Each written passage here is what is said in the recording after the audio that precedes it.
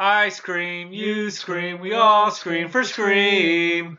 So, Jay, what's your favorite scary movie? I think it's probably Aliens. Aliens? The second one or the first one? First one. Okay. Well, today we're talking about our favorite scary movie because it's going to be Scream.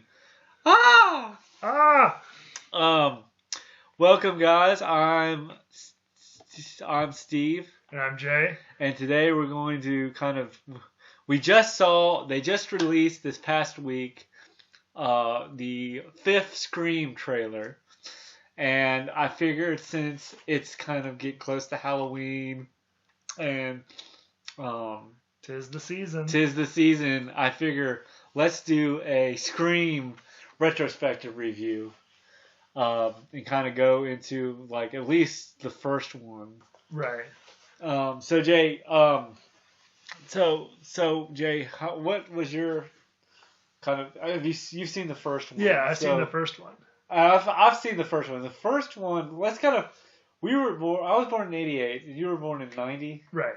So you were 6. I was 8 when the first one came out. So for us, there's something about Scream as being that taboo horror film. Like you're not afraid of the movie, but you're just more of like really wanting to see what the big kids are watching. Right. No, I definitely remember like going to the video store and seeing like the VCR. The VCR or video cassette. Yeah. VHS. Kids, a video cassette is what they used to put. What used to be what DVDs are. Divida. So, and I saw Scream, and like, the first time you watch, I feel like you have to, if you haven't seen Scream,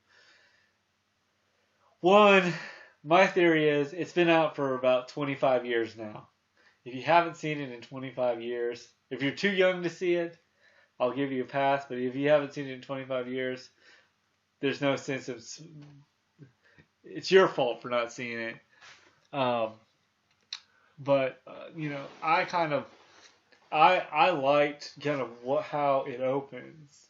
Right. Because the opening is, it's just this girl. Her parents have gone out for the evening. She's hanging out at the house, and the phone rings. And she's like going, "Hello," and he's like, "Hello." He's like, "Who's this?" But the thing is the way he says it, it doesn't go like, "Hello, do you like scary movies?" So let's talk about the opening, because you get Scream. In that scene, remember he shows up, he says, "Hi, I dialed the wrong number." Right, yeah, he sort of starts off sort of playful. And not very, threatening, and then becomes more and more threatening. Yeah, and let's kind of, I guess since we've just seen that scene, let's kind of go into a little bit more detail. So, so he says, "Hi," and then he starts to saying like, "What do you do, what are you doing?" And she's like, "I'm about to watch a movie," right? Isn't that how it starts? No, she's making some popcorn. She's making popcorn. And he says, "Oh, I only eat popcorn and watch movies." Right. And she says, "So what movie are you what are you watching? A scary movie?" And she says, "Do you like scary movies?" Which is kind of the franchise's signature question. Yeah. And she's like, "Yes." And then what I like is she says, "So what's your favorite scary movie?" And so she walks over to the butcher block, and she takes out a knife. She says, "Halloween." Right. And he says, "Oh, is that the one with all the babies about the babysitters who gets stalked by the killer?" And she's like, "Yeah." And then he's like going, "Oh, what else did she say?" He say,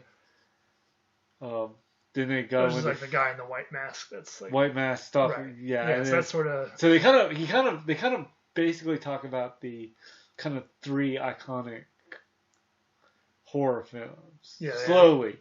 They kind of Freddy Krueger, Halloween, Friday the 13th. Right. But I like how it starts with Jason, or not Jason, with Michael Myers, and then she says, the best line, and I think that scene where she says, you know, what? Well, I like the guy who freaks you out in your nightmares. The one with the fingers. Oh, that's Freddy. Right. And he says, the ones with the knives for hands. Oh, that's Freddy. And she says, yeah, that's one of my favorite ones. She said, yeah, the first one was good, but the rest of them sucked. Right. And that which is, Wes Craven directed the first Nightmare on Elm Street. Okay. So I think it's a play on. It's kind of, you look at this film and it does kind of play on, the kids that are hyped about these horror films. Of 80s horror films, excuse me. I think that's sort of where it sort of comes in. Right. To, Yeah, and it's sort of, I don't know if this is the first movie. I'm sure there's other, they sort of they acknowledge other horror movies. It's not regular. You have like a zombie movie and they're all like freaked out. What is this? And like they don't acknowledge it. Well, I think that this film is, because I think, these horror films like Nightmare on Elm Street, Friday the 13th, all came out in the 80s. And these kids who grew up in the 80s are now teenagers in the 90s. This movie came out in 96. So, they kind of grew up with these films. So, and what I like, so she sort of, but what I love is the line where he says, name the killer in Friday the 13th. And she says, it was Jason. And he's like, wrong answer. And he says, it was Jason. She says, it's Jason. I've seen that movie 3 goddamn times. And he says, well, if you've seen that movie so many times, you would know that it was Jason's mother who was the killer in Friday the 13th. Jason didn't show up till the sequel. And I was listening to the commentary by director Wes Craven, and he was talking about, thing about, this, he knows his... Right. He knows his like scary movie, yeah. And so, and what I like, and I like how it just the tensions builds, and like he says, she's like, and then she's like going, then she gets sort of like after that, she starts talking about, she gets really scared, her fear starts building up, right, and she says, she gets like,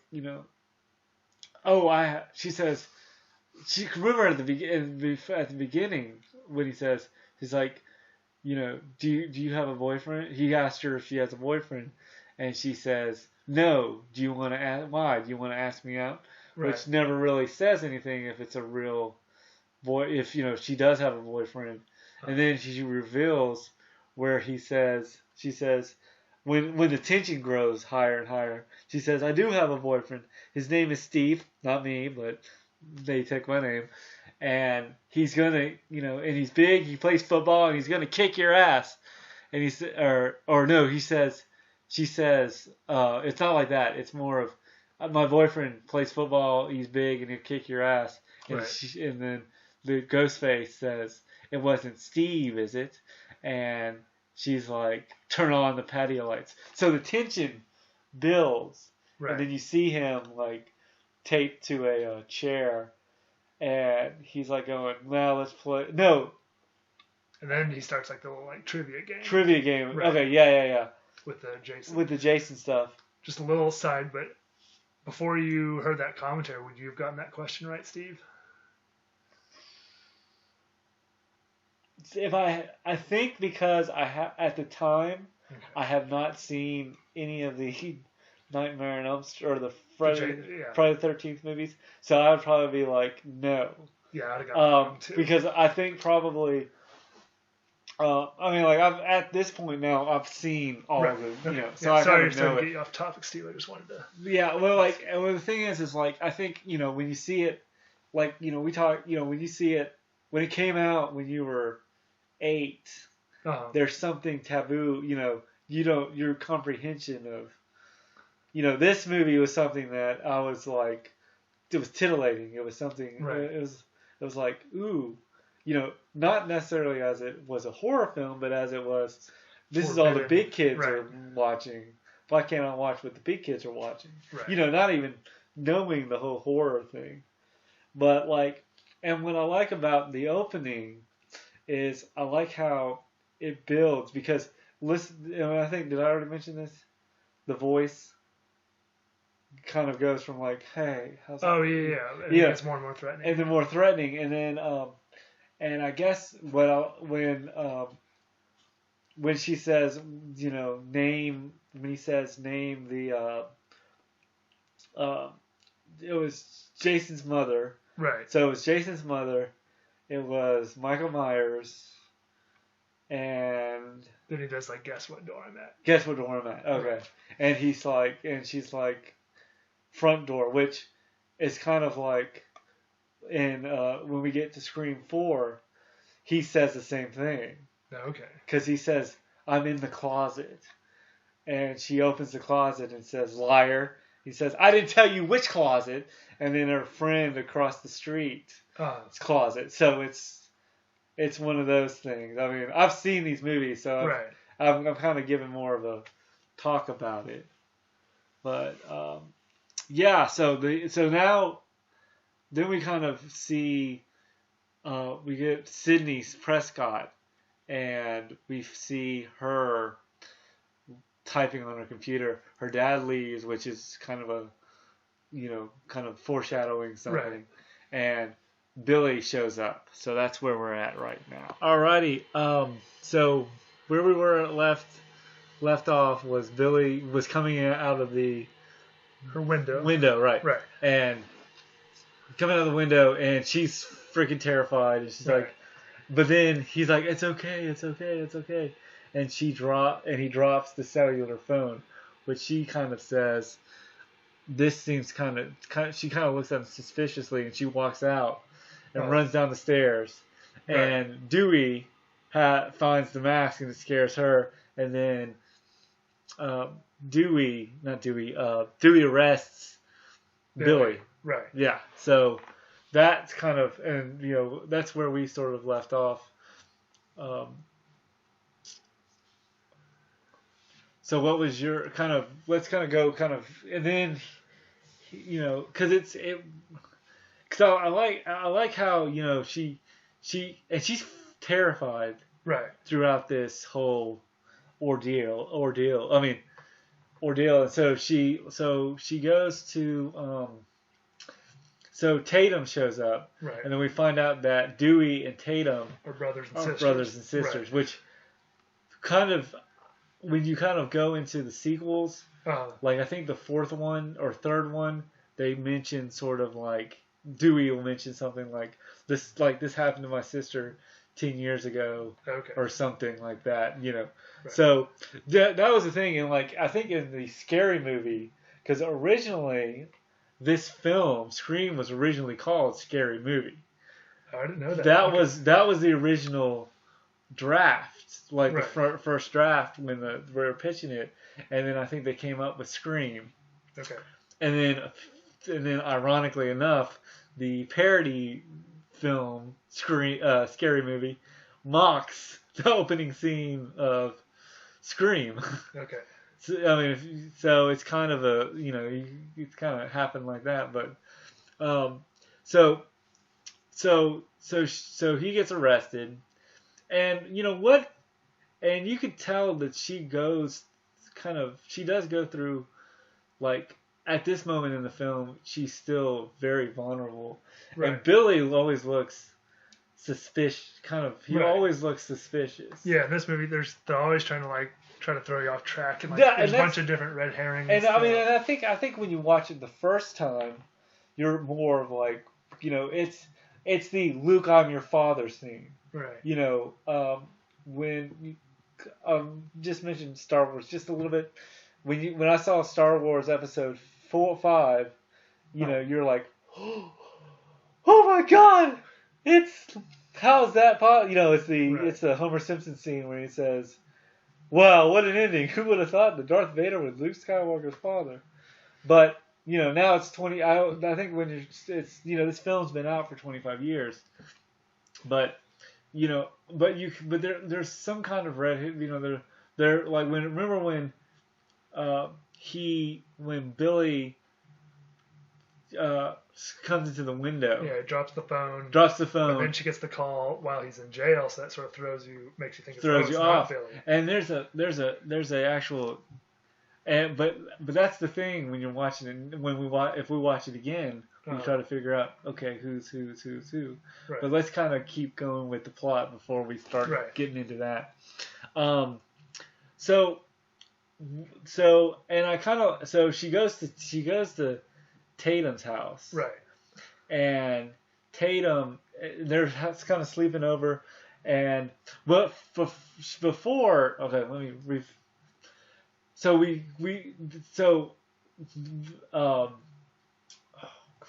Sydney and Gail, the reporter, meet for the first time. So let's give a kind of backstory on this, because I don't think we've kind of hit on this. Oh, no, I don't think so, not yet. So Sydney's mother was murdered the previous year, and Gail was doing wrote a book on it. Right. And apparently she was, like, the rumor was going around that that she was like kind of the red hair Harley kind of thing. And then also that the person that is currently in jail for the murder was not the real killer. Right, yeah. And that'll be kind of tied into the second one, but I know most people who probably listen to this podcast or listening probably have already seen Scream, but I kind of want to build up a little bit to the tension. But what? So he gets arrested, right? And it's kind of interesting because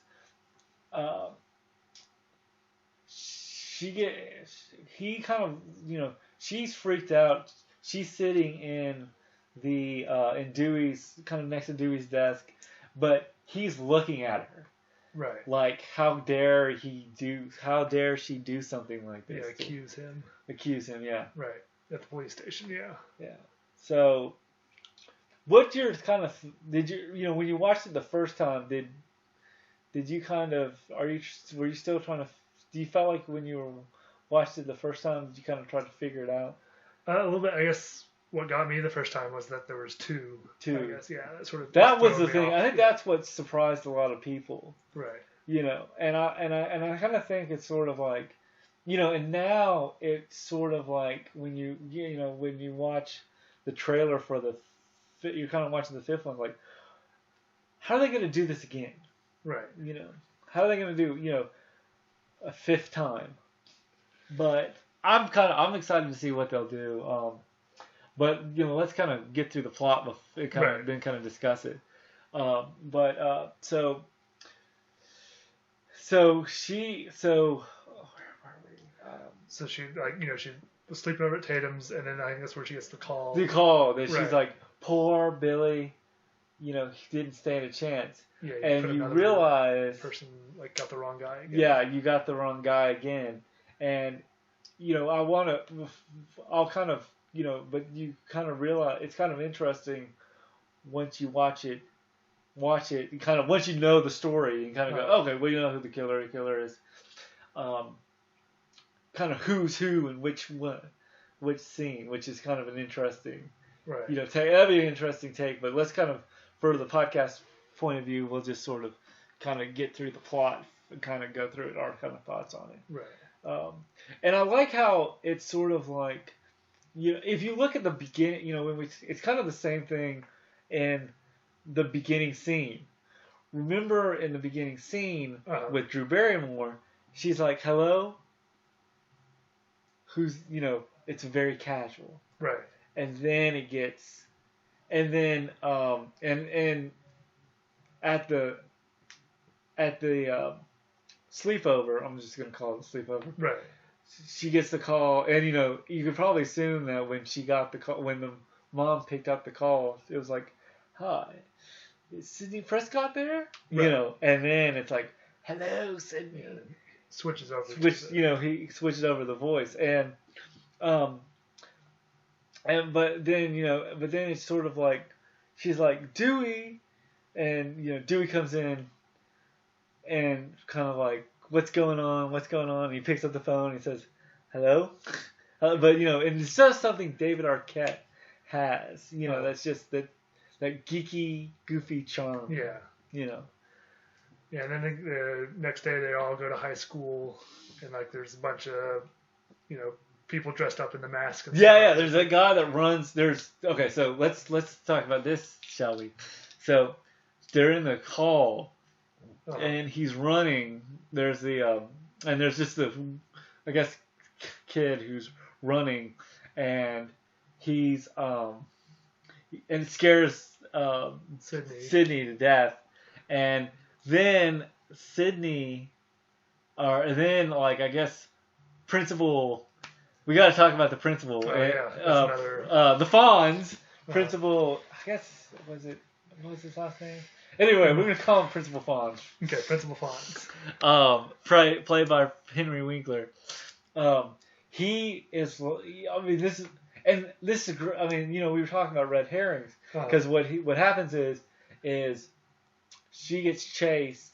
The guy in the ghostface mask runs the thing, scares them. They get sent to the principal's office, and then he has like these gigantic scissors, like swinging them around. He swings around. He says stuff like, you little, I should just, 2 of your classmates were brutally murdered this weekend, and he's like shoving the scissors in their faces. I would probably cut you little shits together or something like that. And he takes these scissors and cuts the mask up. Right.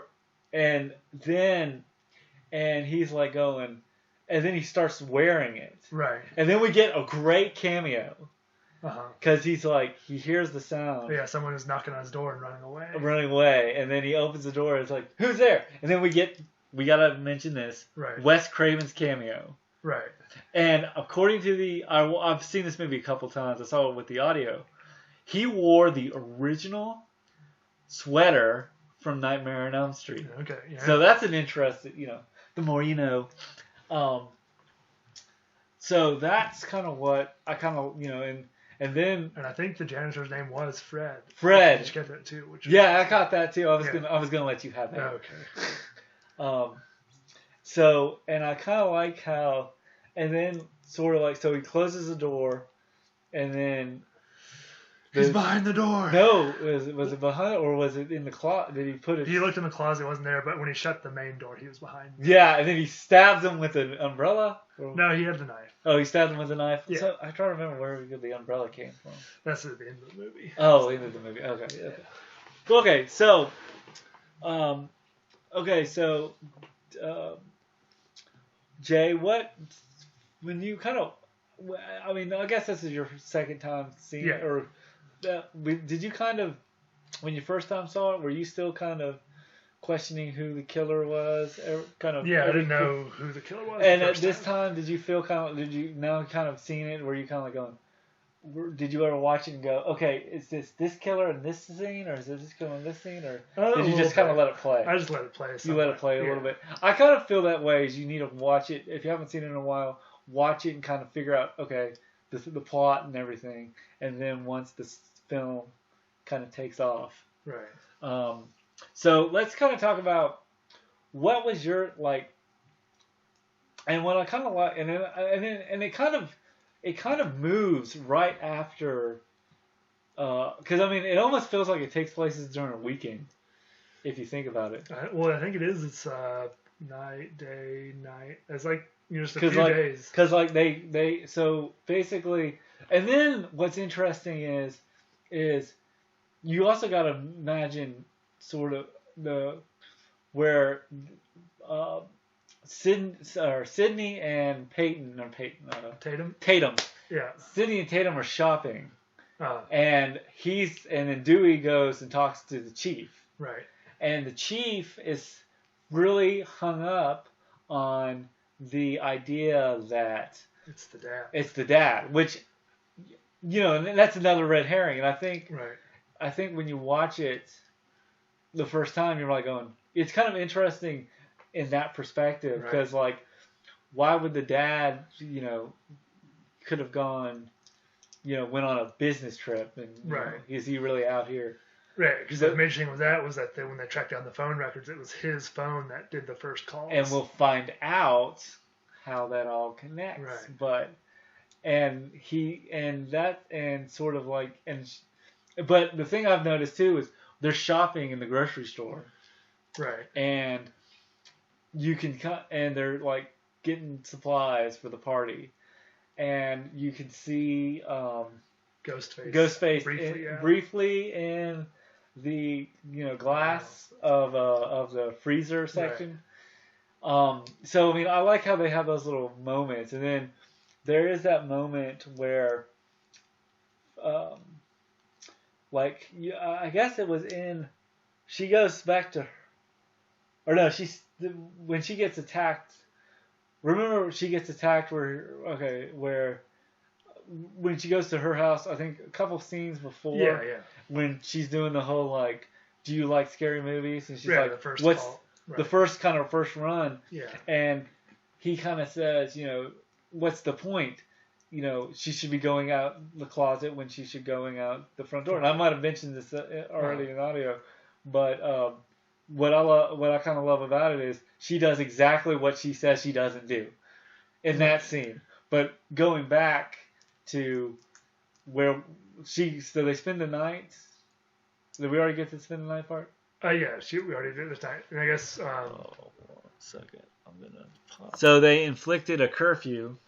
Right. So the next day at school, with all the stuff going on at school, they have a curfew and they end school early. And everybody's like so excited, and they're like, gonna have a big party. They're gonna have a big party because, the biggest thing is, and we kind of talked about this maybe in the 10 Things I Hate About You review, but there's something about in the 90s always a party that people would go to. In the 80s, it was interesting because it was always like they were hanging out at the 7-Eleven, and then they would come up and go, hey man, I heard there's a party somewhere. Let's go. And then the party is usually the destination. The 90s, they just were like going, we're having a party, we're going to the house, and the party's happening.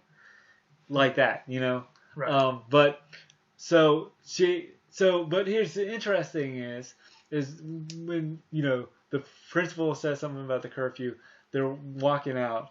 And Stu, Matthew Lillard character, he's always like, thank you for, doing it. Thank you for letting us, have this party. And, and if you remember, I think did we mention this? That he dated, Drew Barrymore's character, Casey. I didn't know that. Remember at the beginning of the film, he said they're sitting at the. She broke up with him. She broke up with him. Right. Okay. Which, once we figure out, there's a hint to his motive too, and I think what I like, and so there's sort of, she kind of, thinks they kind of have a party, right? And before this, they have to get. This applies for the party, which is the scene we talked about earlier with the grocery store, and also I think they wanted to pick up a bunch of scary movies. So so we're at the video store. Let's start there. Right. So they're at the video store, and and I like how let's talk about first how we missed the video store. Right. There's something. I mean, it's now nostalgia, just to kind of. There's something about.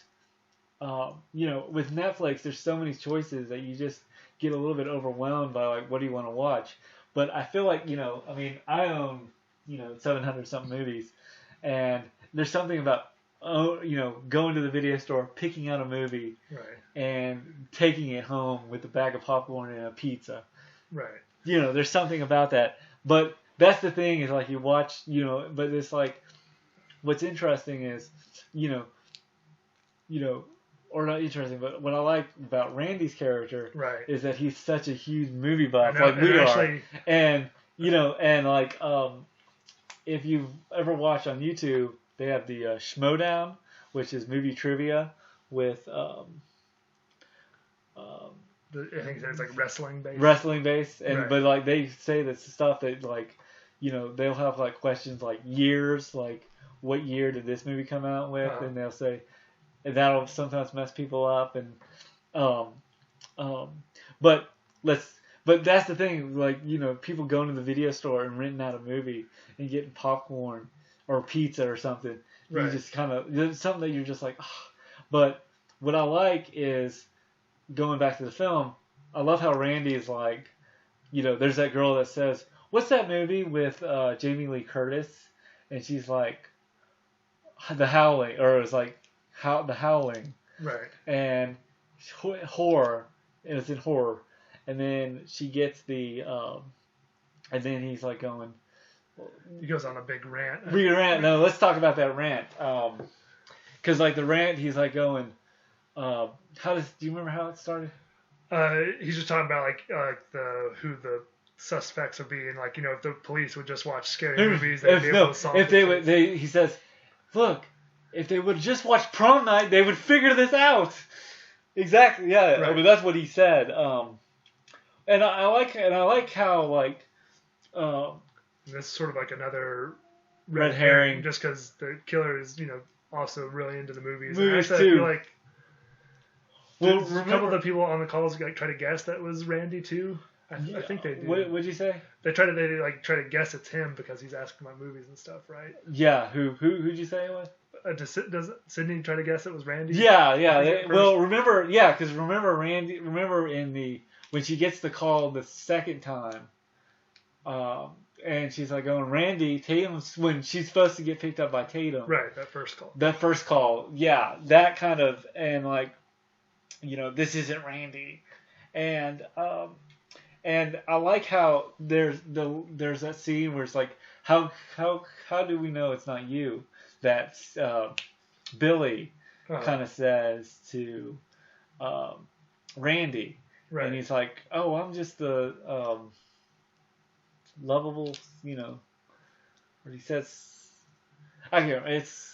He said like he could be a suspect too. I feel like. Yeah. It's the millennium. It's the millennium. There is no motive. Right. Yeah, which is motive is incidental. That's what he says. Yeah. And what I like about that is where you see when you kind of once you watch it, once you kind of know about it, Matthew Lillard's character. Stu. Right. Stu kind of puts his arm around, like he goes behind Randy and kind of says, kind of says, what do you think? What if it's you? Right. To Randy. And what I like is, and I like how you're always kind of like guessing, but it's so good that it doesn't like, it doesn't go, here's who the killer is. It is one of those films that you feel like if you watch once, you're kind of like, okay, we kind of get it. But like, you watch it again, it's kind of more fun to figure out, okay, who's who in this. Were you more surprised that it was, or let's back up. I don't want to spoil it, I guess. Well, I think we already spoiled it. Yeah. Okay, yeah, it's the villain. It's Stu and Billy. Stu and Billy, they did it. But let's figure out why they did it and how they did it. So as the movie goes on, so they go to Stu's house. Stu's house. Right. It was Stu's house. And conveniently, Stu, it's his idea to have the party. Yes. Okay, that makes sense. And he's wearing a Hugh Hefner robe, if you remember. Oh right. He's and I'm looking at it and I'm like looking at it and like going, where he's like, my party, and he's like, he's got some kegs and stuff, and they're in the Sydney comes in, and what I do love, or Sydney comes in and then kind of wants to talk to Billy, or Billy wants to talk to Sydney. Yeah, Billy shows up towards the end of the party. The party. But before that, what I like is Courtney Cox's character, Gail. Oh yeah, Gail. She comes in with with Dewey. Dewey, I love this scene where Dewey is like, he's comes in and he still wants to be cool, and I think they kind of said when I listen, I've seen this movie with the commentary, and he kind of said that he said he loved the moment where Dewey comes in and there's a kid drinking a beer and he goes, "You're underage," and he like goes, "I'm just kidding," you know, I'm like going, "Oh God," you know, that's something that you probably shouldn't, you know. No. But this is movie world and not real life. But what I like is, and you know, the thing is you really do see that David Arquette and Courtney Cox have a really, you know, they actually met on this set and actually got married. And dated and married, you know, and got married with this show, with this movie. Okay. So you can really see that's a real chemistry. Right. But I like how it stops at the house, and I like how the scene where they're watching movies and he going, "Don't you know let's talk about the rules of a horror story." And he says, "There's certain rules you have to learn to survive a horror movie." And he says, "You can never drink." Right. And they're like, "What?" They all drink. Yeah, no alcohol. And then he says, let's see, you can never drink, you can never have sex. Can't do drugs. You can't do drugs. What was the other one? Don't ever go off alone and say, I'll be right back. And then Stu, Stu, Matthew Lillard's character, Stu says, I'm going to get a beer. What do you want? You want a beer? He's like, yeah, sure. I'll be right back. And then he says, that's a big no-no. And what I like is how this sort of film, I like how they play with those tropes. Right. You know, and I think it's interesting because I think it's the kids that grew up, you know, and I might have mentioned this before, but it's these kids that grew up who loved the 80s movies, horror movies, became killers themselves in the 90s. Right. But what I like, how it goes from one beat to another beat because it's like he says, "I'll be right back," and goes off, and we know that he goes off to wear the mask. Right. It's not really go get a beer. Right. But so I'm trying to think where were so he keeps saying the other rules of the horror movie. And Billy and Sydney, right, they go off to talk up upstairs. In her bedroom, in his, because you know, Stu kind of says, "Oh, why don't you guys go up and talk?" And of course it's like, you know, she's a virgin and she loses her virginity to Billy. Right. And that makes her breaks the rules. Right. I think before this they get a call about the principal, right? Yeah. So the principal, who was murdered by the umbrella, right? They apparently strung him up. Now, if you remember at the beginning of the movie, they strung him up on the goalpost, but they strung up Casey, who's Drew Barrymore's character, on the tree. Right. So it's kind of interesting that, you know, you can once you watch it, they're murderous habits. Right. Kind of thing. So basically, and that empties out most of the party. Like, you know, all the other kids like going, "Oh, we're gonna go see the dead principal for some reason." I don't know. I mean, that's a little psychological. Yeah, it's weird. And they all hop in their cars drunk. So, you know, drunk driving, homicide, all that kind of stuff. But, you know, I mean, what I like about this movie is I like how it builds, and when they sort of like, it goes for, you know, and then what I like is that now the other thing too is to mention is that Gail put we're still recording. Yeah, Gail put cameras all over the she had that house. Camera on, like, looking to the couch where they're watching the movie. And they're in the van. Right. And Kenny, who is the camera guy, right, he's like, they go, Dewey shows up, and before they go, Dewey and Gail go off because Dewey gets a call that Sydney's dad's car was found nearby. Right. So, they found it was a car that was off the road nearby. Yeah. They don't know it's the dad until they find it. Yeah. So yeah. But what I like is that Dewey you really see that they have you can see that they have a really strong relationship. Like, that's in real life they ended up getting married and stuff like that. So but what I kind of like is like how, Dewey so it leaves Kenny in the van. Right. Kenny, see, where were they? I think before we get that, we have Sydney and Billy were upstairs. Right. And then Sydney starts thinking, I guess you could have called me from jail with your one phone call. Right. Or who'd you call your first? Right. Who'd you call? Billy was like, what will it take for me to prove to you that I'm not the killer? Not the killer, which is like, and I think it's sort of like, because I think you've got to look at it this way too. Because we look at this film and it's 25 years old. It's, been around so long that people pretty much know the twists and turns of the film. But I think you've got to look at it as, okay, does that make any sense that he is the killer? What I kind of looked at with, because he's like, oh, and how do you want me to prove to me? And he shows him, he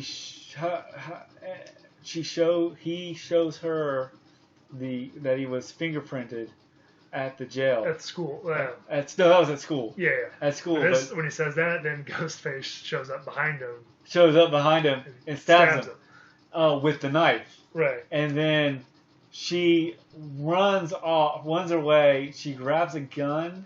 No, she runs out. She has to jump out. She runs out. She finds her friend Tatum has already been killed. Okay, so Tatum. Did we talk about Tatum's kill? I think we skipped Tatum's kill.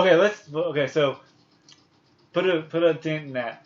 So before Tatum, we got to talk about this. So Tatum goes and gets more beer. Right. And she's like, and she kind of says, "I'm a woman. Why do I have to get beer or something?" Yeah. So that's like, so she gets beer.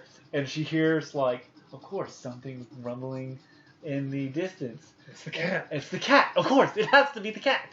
Just like an alien. Just like an alien. And she's like, and so the garage door light starts messing up. And so... Or the door closes behind her and locks.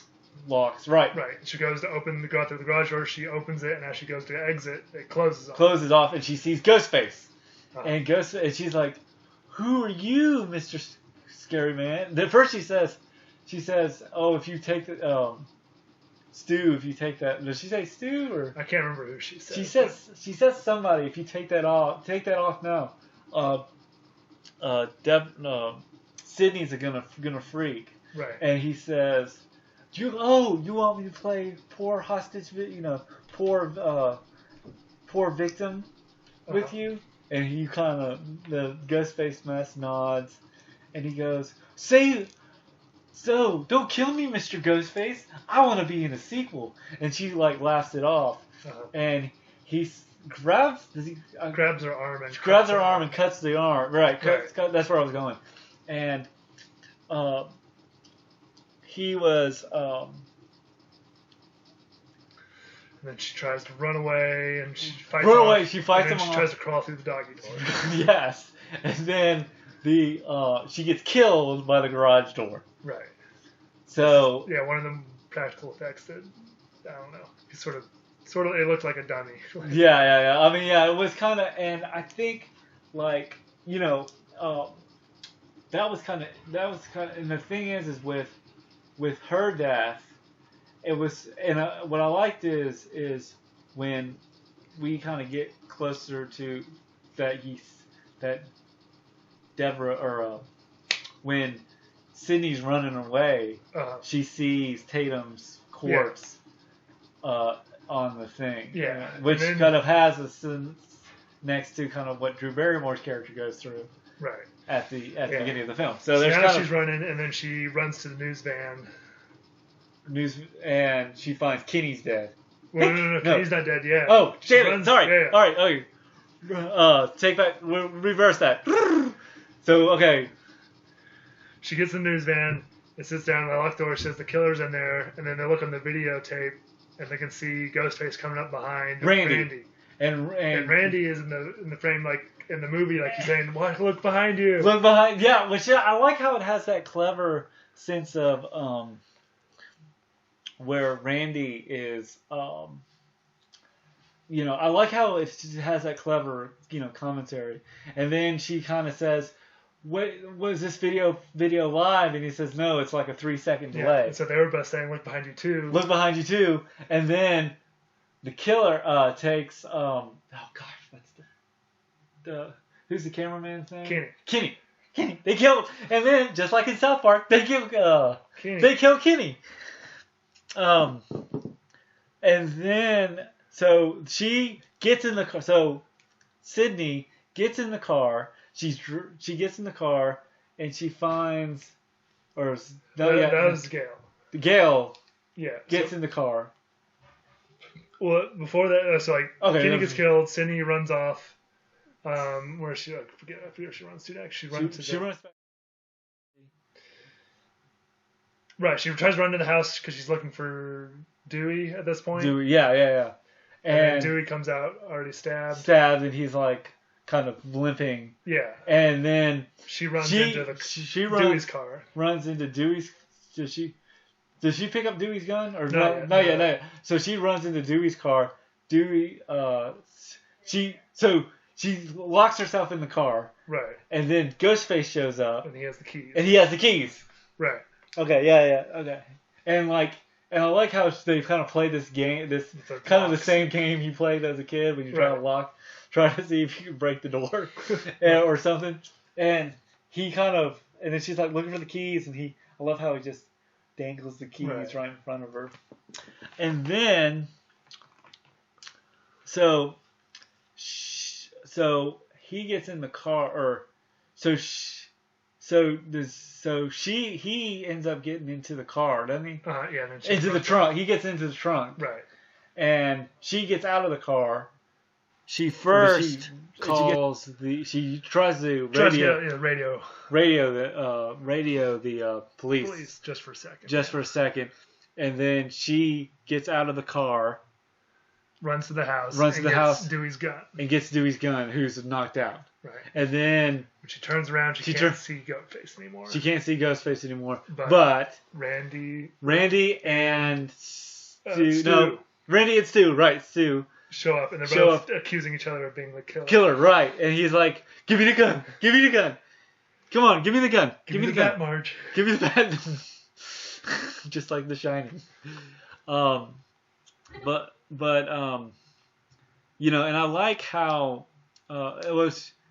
I like how in that scene, she sort of. I like how before locks the door on them both. Before I like how she runs away and you don't see the ghost or Ghostface is not there. It is there, yeah, and then hold on.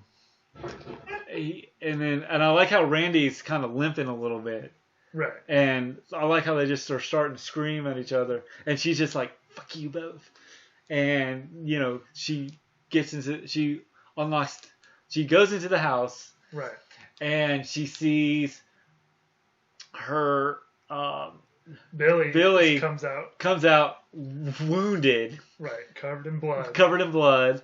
And he falls down the stairs. He gets the gun from her. But he's like, "Give me the gun. Give me the gun." But then he opens up the door. And shoots Randy. Which is probably, you watch it now and, that's pretty much like, okay, we now know what's going on. Right. But that probably, if you haven't seen it for the first time, is like, oh my God, they killed him, like. He's the killer. But I like how he licks his fingers. And he says corn syrup, just like they used in Carrie. It was Carrie, yeah. And she says, "You're insane." And he says, "We all go mad, go a little mad sometimes. Psycho." Like he knows his movie, Right. And that's the thing. I mean, it is the movie buff, the horror movie buff. Yeah, and then sort of Billy and Stu have their whole little, evil monologue in the kitchen with her. Well, yeah, but let's kind of and that's the thing that really, that's the big moment, right? Too. That's kind of like your sort of moment of the villain. Disney, as I kind of said before, Disney films usually have a villain moment.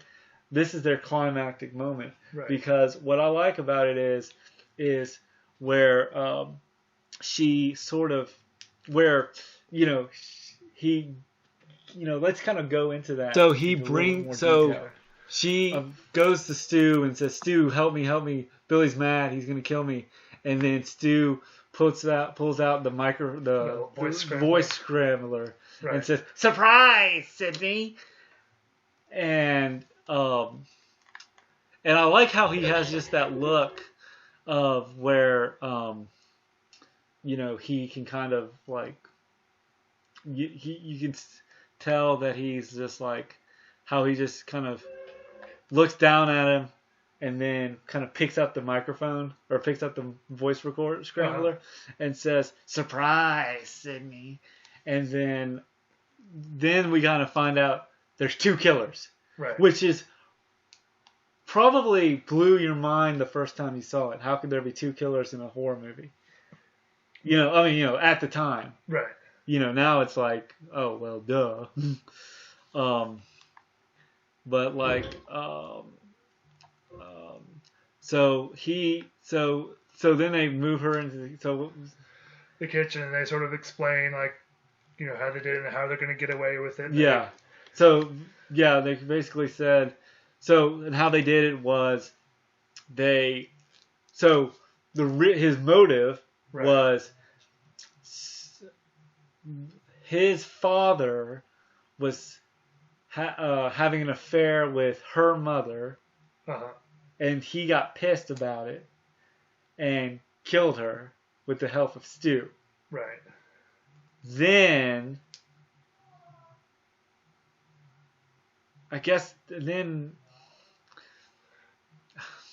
was it?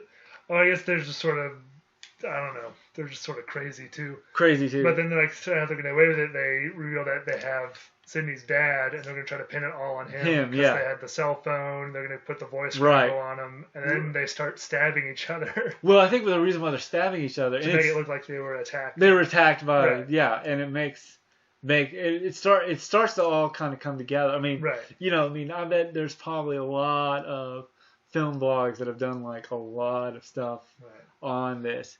But I feel like that was a big moment when you watch it the first time. You go, Stu's the kid. There's two killers? How could there be two killers? There's usually one. I mean, at that time, probably there was only one killer. But what I like is where the line where she says, "You guys have seen too many movies," and he says, "Don't blame the movies, Sid. Movies don't make killers. Movies make killers creative." And I kind of like how that's kind of the smartness about the movie. Okay, so let's kind of. Do you want to wrap this up? I think it was kind of, and it's a shocker for her to find out that Stu is the killer too, because Stu was so like dumb to really kind of. And I like what she says so she ends up getting the knife or getting the. It's like who shows up out of the blue is the Courtney Cox. News lady. Like Courtney Gail Cox shows up. Shows up after she had crashed her news van. Yeah. Because they thought she was dead, and she shows up and grabs the gun. Yeah, she says. But then the safety's on. The safety's on, exactly. And then, but I like how she grabs the voice recorder and calls Stu, and she's like, Stu, what are you gonna do? And he's like, what's your reason? He's like, peer pressure. And I love the line. And I think it's ad-libbed in the movie. I listened to the commentary, and I think the ad-lib was, oh, my parents are gonna be so mad at me. And I like how, but I think that was the big reveal, was Stu being the killer. Right. You know. So then, as I go backwards, as I go backwards, so basically, like, it kind of goes, you know, where, kind of the motive, and, you know, and I think that's kind of where, and like what I like is where she says, you know, you got to have a sequel. Like, they kind of talk about the sequel, in which the second one they really kind of play with that a lot. Okay. In the third one they talk about trilogy, but you know, he says, you know, with so anyway, you want to wrap it up? We've been talking about this for an hour. Okay. Well, yeah. So, like, you know, Gail shows up. And then that gives Sydney a chance to run away and hide, and then she sort of does like the whole turns on the killers, and then like stabs, you know, throws the TV on Billy. Right. Or was it Billy? Yeah, Billy. And then she grabs the, and we talked about she grabs the mic, and yeah. Okay, so that's already happened. And then sort of and I like how it sort of ends with them sort of, it's just like a nice pretty day. Right. The next day is it's like, let's go get breakfast. We just murdered a bunch of people. Let's go get breakfast. So that was Scream. What would you want to, let's talk about kind of, what was your kind of rating, if you would? When you saw it as a kid, did this feel titillating to you? Actually, I never saw it. I only saw it 2 years ago. Oh, really? So when you saw it 2 years ago, what was your sort of reaction? Your first reaction? I was surprised. I guess I never knew the spoilers, so I was surprised it was two killers, and it was sort of like, ooh. And it really kind of, I like how it didn't take itself seriously too much. You know, it was like, made fun of a lot of horror movies in itself. Well, and it's sort of like, and it kind of reminded me of the kids that grew up on horror. It's like the kids that grew up on horror movies become the killers. Right. That's kind of what it kind of felt like. And did we mention that this was originally titled Scary Movie? Oh yeah, I think you told me. I don't know if you mentioned it in the podcast. Yeah. Well, we're mentioning it now on the podcast. So originally this movie was called Scary Movie, but the studio thought it wouldn't sell or something, and ironically they did a parody film called Scary Movie, and they parodied the whole opening sequence of Scream, which they actually parodied in the sequel, Scream 2.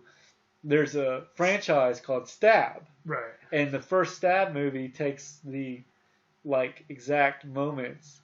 And what I like about how this one works is, you kind of, like, I think you kind of said it right. Billy, throughout the entire film, watching it with you, I kind of get this idea that you think, watching it again, you go, Billy's the killer. And then he is. Right. But Matthew Lillard, Shaggy, Stu, is his accomplice. Right. And that's what, he's like, oh my gosh, how could they do such, thing like that? So, what would you rate this on a scale from 1 to 10? As a movie, not a horror movie, but on a movie basis.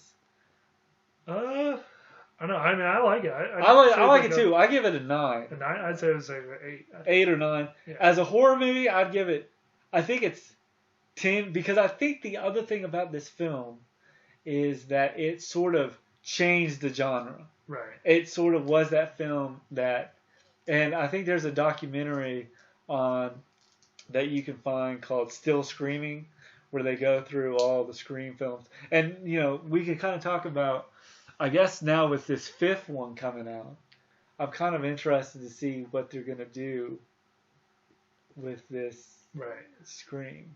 With Scream 5. It'll be 5 killers or 6 killers. Well, I mean, maybe. Or, I don't know. It'd be kind of interesting. I like how, this movie really works. And I like the best. Now, we do have to mention the moment at the end where Randy says, now this is the moment where the killer that everyone assumes is dead wakes up unexpectedly. And and she just shoots him in the head. No, he wakes up. Right. And she shoots him in the head, and she's like, not my movie. And there's stuff, but you also gotta look at this film. I think this film feels like a time capsule. Because I feel like it kind of represented, in some sort of ways, represented the 90s. Yeah. In a way, it had that 90s feel. You look at films, I look at movies that came out in 21 years ago was 2000s. I think now, I think every 20 years, the decade's trying to figure out itself. You know what I'm trying to say? Culturally. Right. He's speaking. And I think, now, because in the fourth one came out in 2011. Okay. And it was same new decade, new rules or something. And that was the tagline. Was the tagline for the poster. And it was kind of cool. The poster had the Scream face, but it half of it was the knife. Okay. So, that's what I think. So my rating as a horror film, I give it a 9. Right. And I think this is kind of this to me, this is sort of what I liked, or this is what kind of got me into horror films, or was just kind of, it was teenagers. So it came out in 96. I was 8, so it was kind of this is what the big kids are watching, that kind of thing.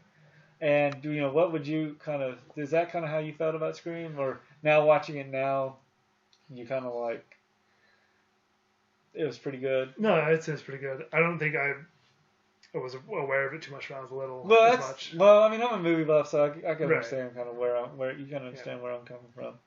But that is us.